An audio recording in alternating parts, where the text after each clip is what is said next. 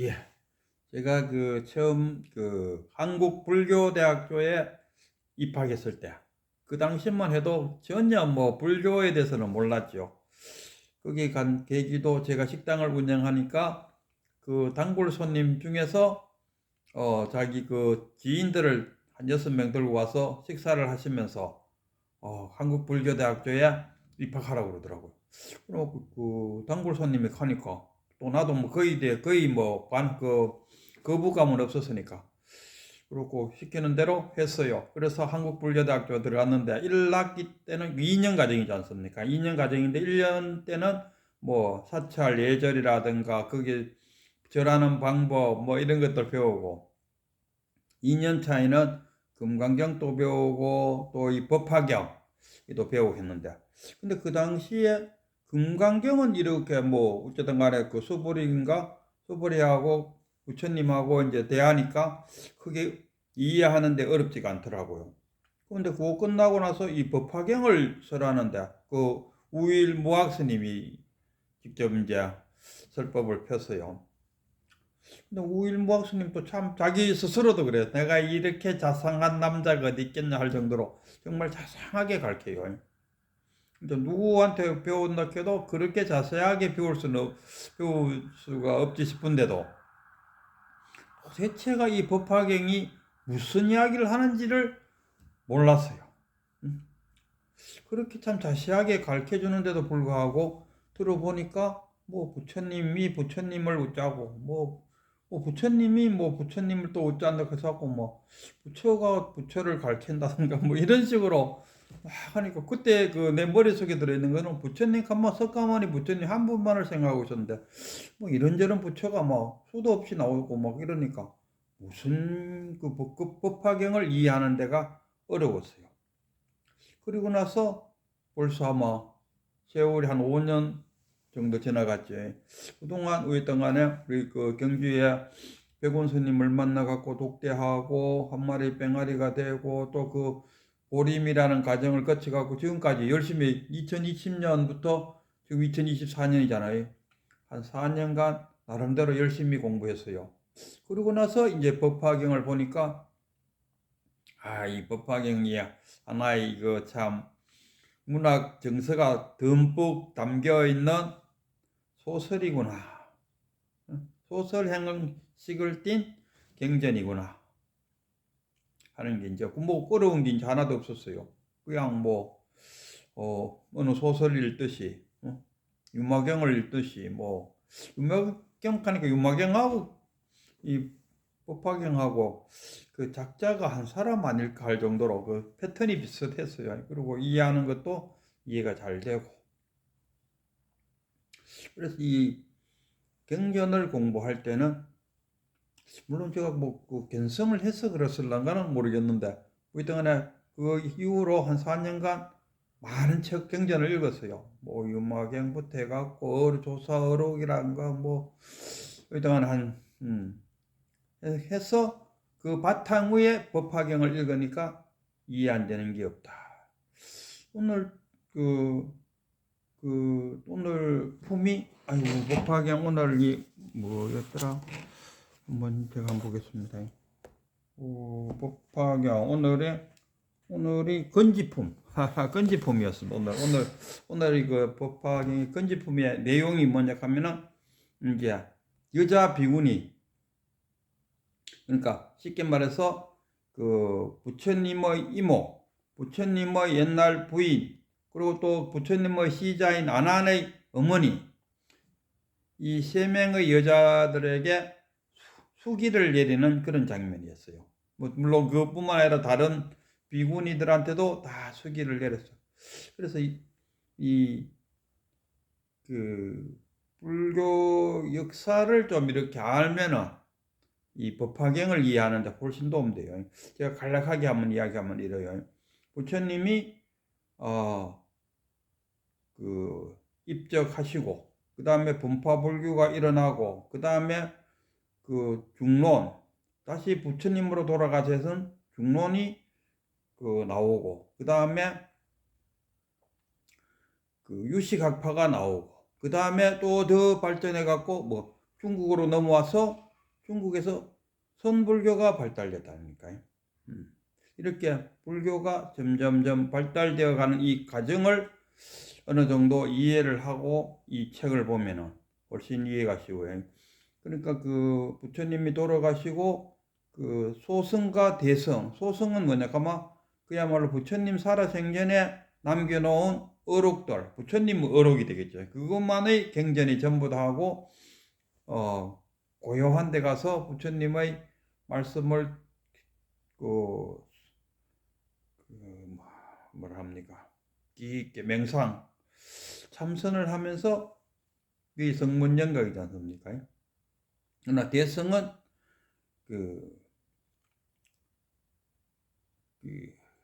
깨달음, 견성 뭐 이런 그 차원이 틀려요. 그러니까 그 소성은 성문연각에서 그러니까 번뇌망상으로부터 벗어나는 것을 열반이다, 해탈이다 이렇게 하는데 대성에 오면은 그렇지가 않아요. 대성에 오면은 그 번뇌망상으로부터 벗어날 수는 없다. 끝없이 떠오르는 아니 강물이 끝없이 밀려 내려오는데 그걸 어떻게 막나 이거. 그러나 그 번뇌망상을 자신의 불지견을 갖고 탁 자각할 때 견성성불이 된다. 이 방향이 틀려요. 그리고 이쪽에는 소성은 한번 견성이 돼버리면은 이제 아라한을 성취하면은 계속 이제 아라한으로 사는 거야. 그러나 대성에서는 왜 없나? 일심에서 중생심과 불심으로 갈라진다 아닙니까? 일심 속에는 중생심과 불심이 두 가지가 있다. 그래서 중생이 됐다가 깨치면은 부처가 됐다가 부처에서 다시 번뇌망상에 물들면 중생이 됐다가 부처가 됐다. 자신의 번뇌망상을 자신의 불지견을 갖고 탁 깨치는 그 자각하는 그 순간이 바로 견성성불 순간이다. 이렇게 그 보는 견지가 틀리고 아라한은 자신들이 번뇌망상에서 벗어난 그 상태를 아라한이라 생각하고 더 이상 이제 자기들은 배울 것이 없다. 백척간도에 올랐다. 우리가 그 한라산 꼭대기에 올랐으니까 이제 뭐 더 이상 할 것이 없다. 성판옥으로 올라갔다가 꼭대기 갔다가 간운사로 내려온다 아닙니까? 근데 만약에 성판옥으로 갔다가 성판악으로 내려온다면은 한라산을 절반밖에 구경하는 게 뭔데기죠. 성판악으로 올라갔다가 간운사 쪽으로 내려와야 완전한 등산이 이루어진 거 아니겠습니까? 그와 같이 이 대승불교에서는 백척간도 진일보, 백척간도에 올랐으면은 거기서 뛰어내리라 이거라. 우리 큰 스님도 그런데 견성했다는 그 생각조차도 없어져야 된다. 그 생각조차도 없어져 버려야지 거기서 해탈이 된다. 내가 견성했다는 그 한 생각을 갖고 있는 이상은 해탈이 안 된다. 그게 매인다. 그 마치 염소가 말뚝에 매여 있는 것처럼 그 둘레만 뱅글뱅글 돌 수밖에 없다. 그래서 견성했다는 그 생각조차도 나와버려야지. 정말 그야말로 깨달음의 그 백척간도에서 뛰어내리는 그게 된다. 이런 이야기 되고. 그래서 어쨌든 간에 제가 그 이야기를 좀 정리 안 된 이야기를 했는데 부처님이 깨닫고 견성한 이후에 오비구를 사고 오비구하고 또 50명의 또 그 청년들을 견성시키고 그럼 56명이 돼갖고 종단이 설립됐다 아닙니까? 설립돼갖고 자 포교활동 가라 하고 다 보내고 부처님은 그 가서 평사명제를 만나갖고 다 교화시키고 1200명의 그 교인 그 불교도로 만들어갖고 이게 문제였어요. 그러니까 부처님의 그 제자들이 순수한 제자였면은 순수한 거에서 부처님이 바로 대승법을 설해도 되는데 그 1200명의 그 불을 숭배하던 아라한 가섭의 제자들 그 1200명을 부처님의 제자로 들어오긴 들어왔지만은 그 근본에 근본 사상이 어딜 가겠습니까? 그걸 갖고 있기 때문에 부처님이 옳게 이야기해도 바로 이야기해도 마치 그 하늘에 비가 쫙 내릴 때 각자가 들고 있는 도구 뭐 바가지, 양풍이, 뭐 밥그릇 들고 나와서 그 비를 받는 양이 있을 거 아니겠습니까? 같은 비를 내라도 그 비를 받아들이는 자신의 근기가 있다. 그 근기에 따라서 이 부처님이 그 주는 대승불교 일승법을 받아들이지를 못하는 거야. 그래 할 수 없이 부처님은 그 사람들의 근기에 맞게 소승법을 설할 수밖에 없었다. 아니면 대승법을 설해도 비록 대승법을 설한다 해도 설했는데도 불구하고 이 사람들의 근기가 낮아갖고 소승으로 받아들일 수밖에 없다. 부처님의 설법을 다 하면 거기서 다 맞아요 하고 자 이거 깨쳤다 이거라. 그럼 깨쳤다 하면 나는 아란이 됐다 이거라. 거기서 만족이고 나는 백천가운데 올라와 버렸어 벌써. 이제 더 이상 배울 게 없어. 절하기야 이러면. 그러나 일승법은 그러지 않다. 일승법은 내가 부처가 되어야겠다는 발언만 한다면은 벌써 아마 보살이라. 내가 부처 되겠다고 발언하면은 보살이고, 이 보살이 자신의 번뇌망상을 불지견으로 자각할 때 견성성불이 일어난다. 그러니까 그 이승법은 부처가 뭐 전생 동안 쓸고 닦고 해갖고 5번생에 이제 부처가 됐다. 3아승급이 지났고 또 뭐 어떤 사람 뭐 10억급을 도량에서 뭐 도를 닦고 부처가 됐다. 이러는데 대승법에 들어오면은 그게 다 소용없는 거죠. 한순간에 부처가 되겠다는 원을 세우고 자신의 번뇌망상을 자신의 불지견으로 딱 자각할 때 바로 견성성불이 일어난다. 부처가 된다. 그러니까 우리가 그 떠오르는 번뇌망상을 탁 내가 자각하는 그 순간에 견성이 일어난다. 그 용녀가 아주 값진 보석을 하나 갖고 있는데 그것을 그 부처님한테 공양 올렸다. 그럼 부처님이 그걸 구슬을 받았어요. 그 짧은 시간보다가도 더 짧게 견성이 일어난다. 이런 이야기입니다. 그래서 지금 또 이 대승법을 받아들이지 못하고 지금 또 그 자신이 참나를 찾는다든가 뭐 견성한다든가 한 물건이 어디 있는지 돌아다닌다든가 지금 이렇게 헤매고 있는 숲속을 헤매고 있는 그 수행자님들한테 그 말씀드리고 싶은 것은 이거는 견성은 쓸고 닦고 해서 일어나는 것이 절대 아니다. 예들이 참 많아요. 예를 들면은 친구 따라 큰 스님 법문을 들으러 갔는데 친구는 수십 년 동안 들었지만은 견성하지 못했는데 그 한 번 따라가고 그 큰 스님의 설법을 딱 듣는 순간에 탁 깨져. 해능선사도 그렇잖아요. 해능선사도 나무꾼으로서 나무팔로 동네 들어갔다가 어느 스님의 그 책 읽는 소리, 뭐 아니면 갱 읽는 소리, 응무소주 이시행기심이라 하는 그 한마디에 탁 깨친다. 그 조주선사 같은 경우는 어떤 스님이 와갖고 아이고 스님 제가 여기 이제 온 지가 얼마 안 되고 조주선사께서 좋은 말씀을 들려주셔갖고 제가 견성할 수 있도록 해주시면 고맙겠습니다. 하니까 조주선사가 하는 말이 아침 먹었나? 예, 아침 먹었습니다. 그러면 밥그릇 씻거라. 그 한마디에 턱 깨쳤다니. 조주선사 이야기 한 번 더 하면 아이고 그 불법의 대의가 무엇입니까? 불법의 대의가 무엇입니까?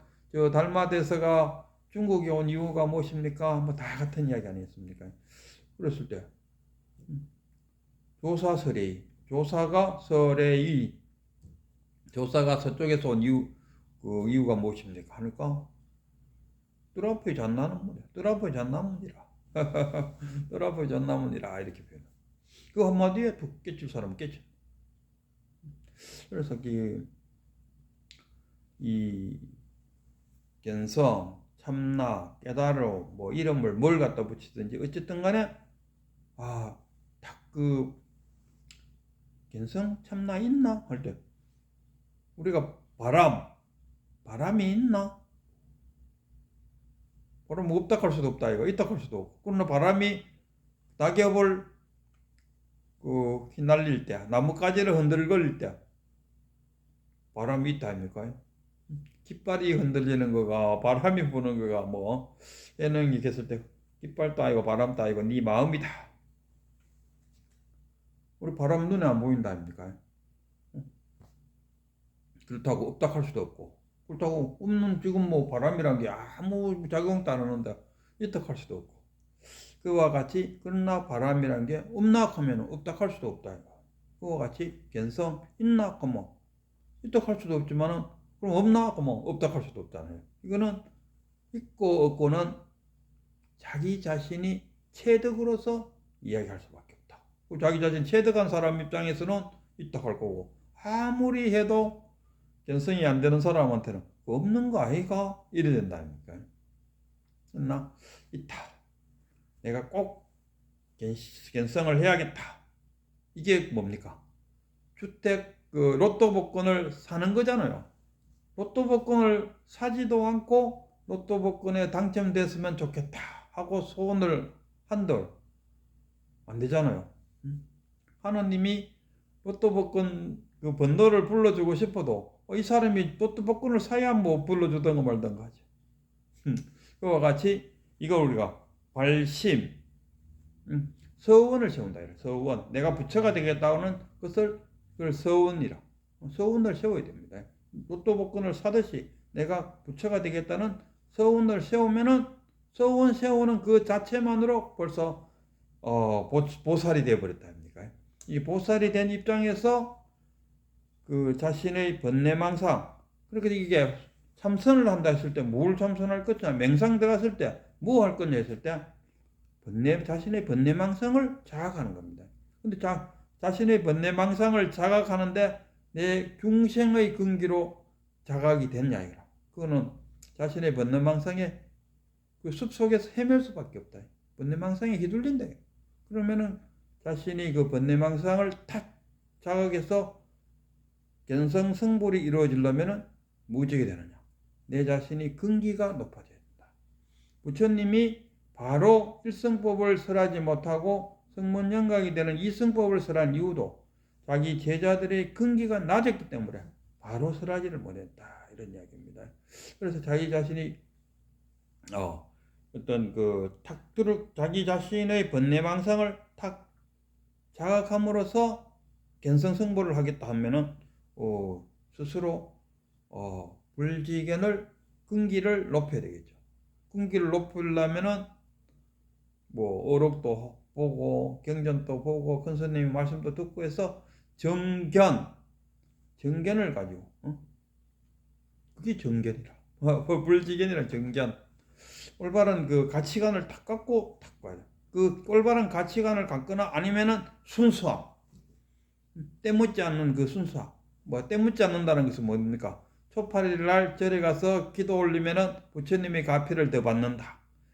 그런 생각을 갖는 것은 때 묻은 생각이에요. 불교에 대해서 때가 묻은 생각입니다. 그런 때 묻은 생각으로 아무리 그 자기가 자신의 번뇌망상을 자각한다 해도 안 이루어지는 거죠. 우리가 선정에 들어가서 함송 뭐 1승 2, 3버 4선정에 들어갔다 해도 부처님 또 최고의 선정까지 들어갔지만 그 자리에서 못 깨쳤답니까? 선정에 들어갔을 때 그게 통찰력이 일어나야 된다. 통찰이 일어나야 되는데 통찰이 안 일어났다 아닙니까? 그리고 깨보면은 내가 또 마약 먹고 취했는 거하고 똑같은. 그래서 할 수 없이 부처님이 그 자리에서 나와서 고행을 6년간 하셨다. 이런 얘기. 그때 만약에 그 4선정이니 5선정이니 갖고 했을 때 거기에 통찰력만 탁 일어났으면은 통찰이 일어나서 자신의 번뇌망상이 탁 자각되는 그 순간에 견성성불이 일어날 수 있었다. 그건 통찰이 안 일어났다. 근데 왜 통찰이 안 일어났을까? 이 부처님도 그 당시에 제가 볼 때는 출가하기 전에 수많은 뭐 배다부터 해갖고 그 당시에 철학과 사상과 종교 섭렵했을 거 아닙니까? 그래서 쉽게 말하면 머리가 복잡한 상태였어요. 그래갖고 선정에 들어갔고 안 됐다. 그럼 5년 동안 6년 동안 고행을 하면서 왜 했겠습니까? 그것을 다 밀어놨겠죠. 다 밀어놓고 텅 빈 상태로 보르스 밑에 탁 앉았다 아닙니까? 아주 순수한 마음이 됐겠죠. 순박한 마음. 전부 다 밀어놔는 탁 밀어놓고 보르스 밑에 탁 앉아갖고 자신의 그 떠오르는 번뇌망상을 자각할 때 견성성불이 일어났을 수 있었다. 이거 아니겠습니까? 그래서